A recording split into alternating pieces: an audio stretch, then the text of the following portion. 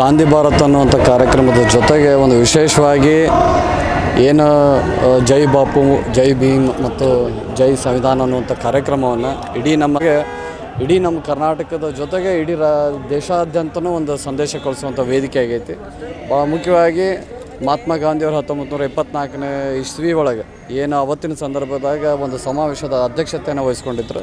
ಅದೇ ರೀತಿಯಾಗಿ ನಮ್ಮ ಗೌರವಾನ್ವಿತ ನಮ್ಮ ಪಕ್ಷದ ಅಧ್ಯಕ್ಷರಾದಂಥ ಮಲ್ಲಿಕಾರ್ಜುನ್ ಸಾಹೇಬರು ಇವತ್ತು ಆ ವೇದಿಕೆಯನ್ನು ಅಧ್ಯಕ್ಷತೆ ಸ್ಥಾನವನ್ನು ವಹಿಸ್ಕೊಂಡು ಇಡೀ ದೇಶಕ್ಕೆ ಒಂದು ಸಂದೇಶವನ್ನು ಕಳಿಸತ್ತಾರೆ. ಅದು ಏಕತೆ ಬಗ್ಗೆ, ಅಹಿಂಸೆಯ ಬಗ್ಗೆ ಅನ್ನುವಂಥದ್ದು ಮತ್ತು ಎಲ್ಲ ಸಮಾಜವನ್ನು ಒಂದಾಗಿ ಇಟ್ಕೊಂಡು ಹೋಗುವಂಥ ಕೆಲಸಕ್ಕೆ ಅವರೊಂದು ಎಲ್ಲೋ ಒಂದು ಕಡೆ ಒಂದು ಒಳ್ಳೆಯ ಸಂದೇಶವನ್ನು ನೀಡ್ಯಾರ ಅಂತ ನಾವು ಭಾವಿಸ್ಕೊಂಡ್ವಿ. ಅದ್ರ ಜೊತೆಗೆ ನಮ್ಮ ಘನಮೆತ್ತ ಮುಖ್ಯಮಂತ್ರಿಗಳಂಥ ಸಿದ್ದರಾಮಯ್ಯ ಸಾಹೇಬರು, ಉಪಮುಖ್ಯಮಂತ್ರಿಗಳಂಥ DK ಶಿವಕುಮಾರ್ ಅವರು, ಸತೀಶ್ ಜಾರಕಿಹೊಳಿ ಸಾಹೇಬರು, ಇನ್ನುಳಿದಂಥ ಎಲ್ಲ ಹಿರಿಯರು, ಮುಖಂಡರು, ಸಚಿವರು ಮತ್ತು ಎಲ್ಲ ಗೌರವಾನ್ವಿತ ಶಾಸಕರು, ಅದರ ಜೊತೆಗೆ ಸುರ್ಜೇವಾಲ್ ಅವರು ಮತ್ತು ಭಾಳ ಮುಖ್ಯವಾಗಿ ಪ್ರಿಯಾಂಕಾ ಗಾಂಧಿಯವರು ಬಂದು ಈ ಕಾರ್ಯಕ್ರಮಕ್ಕೆ ಸಾಕ್ಷಿಯಾಗಿದ್ದಕ್ಕಾಗಿ ಇದು ಒಂದು ವಿಶೇಷ ಅಂತ ಭಾವಿಸ್ಕೊಂಡಿವಿ.